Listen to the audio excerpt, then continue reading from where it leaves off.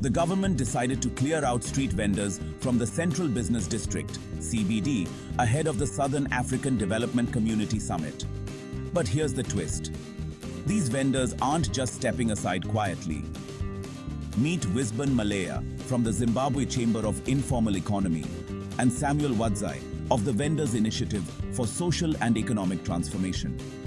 These guys are leading the charge, arguing that the government's move totally disregards the survival needs of thousands who rely on vending to make ends meet. The government claims it's about controlling a typhoid outbreak and cleaning up the city. Sounds reasonable, right? But the vendors see it differently. They argue that the real culprits behind the sanitation issues are poor public infrastructure and inadequate garbage collection. The vendors are demanding market-friendly solutions. They want decent jobs, not just a crackdown on their livelihoods. And as the SADC Summit approaches, all eyes are on Harare to see how this standoff will play out.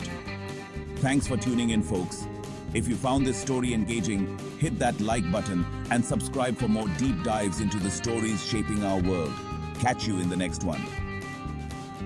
Catch you in